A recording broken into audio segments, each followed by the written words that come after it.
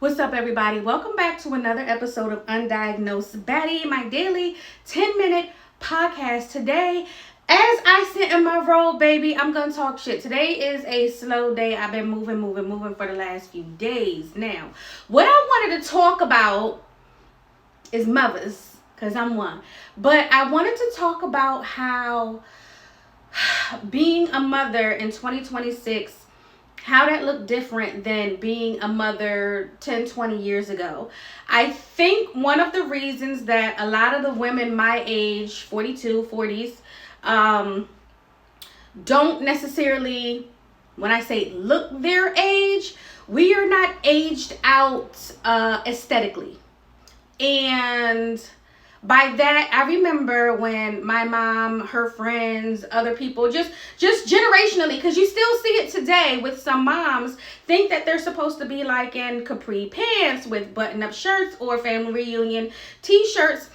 And a lot of the moms, even if they were baddies, it wasn't given baddie because of the stigma and reputation and just what society deemed what they thought you should be at a particular age. Now, you know me, I still wear form-fitting clothes, dress how I want, but always in appropriateness for the occasion. Hello? Like, I know how to put on black tie where it's not sheer, where it's not see-through. I know how to appropriately dress for church. I know how to appropriately dress for funerals. Let's talk about it.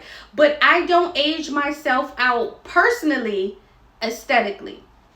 And I think it's just so funny because you sit back and all of the life that women have lived before me has been so, oh my gosh, what's the word I'm looking for? A straight, streamlined, rigid.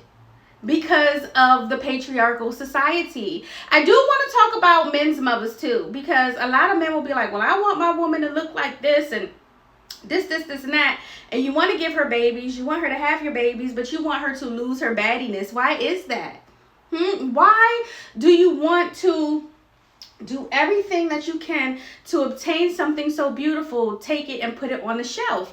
Why do you want women to lose their self-identity once they become a part of your life? Why is that? Why do y'all let the men do that? This kind of sort of ties into yesterday's topic when I was talking about being a jailbird wife.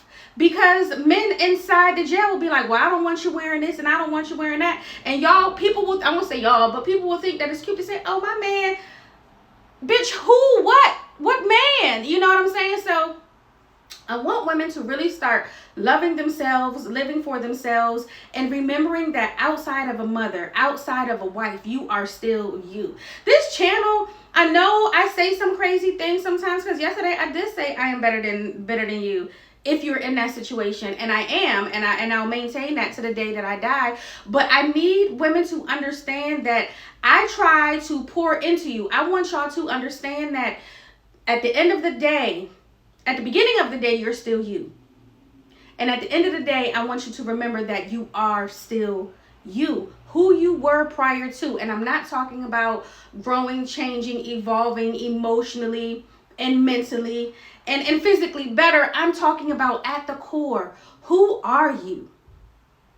And don't you owe it to yourself not to be the corny ass, champ ass, fat ass mother going up to the school. You know how many, I don't want to say it like that, but do you know how many fat mothers I see with fat children? And in my opinion, when your children are obese, when they can't walk, once they're out of husky, because babies, when I say babies, I'm talking 17 and under, those are fucking babies. Babies do go through husky stages, hormonal stages, where they, you know, their body goes through whatever it's going through. But once you're out of those sizes, once your 13-year-old is wearing a size 20 fucking 2, once your 9-year-old is wearing big and tall because they're wide and not tall, we have a fucking problem, right? So when you love yourself, that trickles down into the habits of your children. When you get up and you go to the track, instead of just dropping your kids off at their sports walk, we know how many mothers walk. When you love yourself more, it shows in your kids. It shows in the people around you. It shows, you know, in your health and the way you carry yourself. Why on earth would you not want to be the baddest form of yourself? That's what I just be trying to figure out. Like, you owe it to yourself. Even if you had them kids 12 years ago, man, get up and walk. We about to start walking. Battery low, but I had to get this out because it was on my mind. Like, do I need to start doing these on the treadmill so y'all can see the wind control that I have? I don't know. Every episode doesn't have to be here, but when I am home, no matter what time of day it is, I do it right here on this couch. But do I need to start doing them in other places? I try to have the privacy of being able to talk and other people don't have to be quiet or whatever it is, because it could be awkward for some people for me to just go be like, hey, I gotta go record this real quick, little 10-minute boop boop, and do what I do. But at the beginning and end of the day, everything I was saying in this episode was to say, one, love yourself and don't forget who the fuck you are. Period.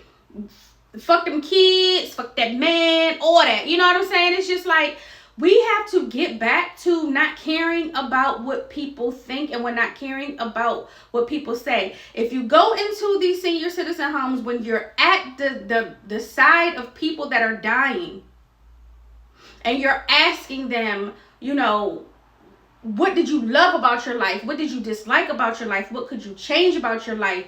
All these things, even when you have women who outlive their partner and outlive their husband, specific fucking Lee, and you say, would you get married again? And before you can finish the sentence and question, they go, no! Because that man drained them so much. They did what they had to do to survive in that time. And, you know, you gotta be modest. You gotta do this. You gotta do that. And it's just like, you don't have to be, you know, because there are times where I think that parents don't dress appropriately when they go to these functions up to the school and all of that. Like, I know people get on here. I'm anti-bonnet in the school. I'm anti-bonnet in the airport, for real. I don't know if I'm anti-rollers, because I might need to have some rollers in this. And when I'm landing, it's coming. I don't know how I feel about rollers, but I'm 100% anti-bonnet in the airport, well, whatever. But I am, and I get it. You know what I'm saying? Like, love yourself, man. Because if you don't love you, who will? And don't let these men get you for who you are. Meaning, don't be, if you're a bookworm, don't let this man love you for being a bookworm and then punish you for being a bookworm. If you are into whatever you're into, be into that, and don't let that man drain you and strip you of who you are. If you had interests and hobbies before these people, before your significant other, then continue that interest and hobby. Does life shift and change once you get a significant other and a child? Yes, but that doesn't mean you still can't enjoy it. You start to introduce the people that you love to the things that you love, and we see if there's bonding and there's connection there. You honestly shouldn't be marrying anyone who wants to strip from you. Get back to being you and who you are. You know, I think I went off on a tangent and I didn't finish my statement, but we have all of these men that say, oh, y'all are out of shape, you're this, you're that, and they mothers. They mothers. Do you see they mothers? Huh? Do you see their mothers? And that's what I be saying. And people be like, what do you expect a 60-year-old woman to look? What did she look like at 40? I've been here the whole time. You post the same picture every Mother's Day because it was her best one in 1960. What? Your mother. I don't care that she had 9 kids. Get her in the gym. You a coach? Have her out there walking. We know the coaches be fat too, since we talking about that. These coaches, I be like, I don't want to hear it. I don't want to see it. I don't think any coach should be fat. I don't think any, this is a whole, here go ADHD. I don't think any police should be fat. If we're being honest, and I'm talking about men and women. Why are you fat out of your profession? That's why y'all shoot so much, because you can't knees to chest it and get in the field with these criminals. Stop shooting people. Go jog. How about that? With your fat ass mom. Nah, that's really what it is. Like, their mothers be fat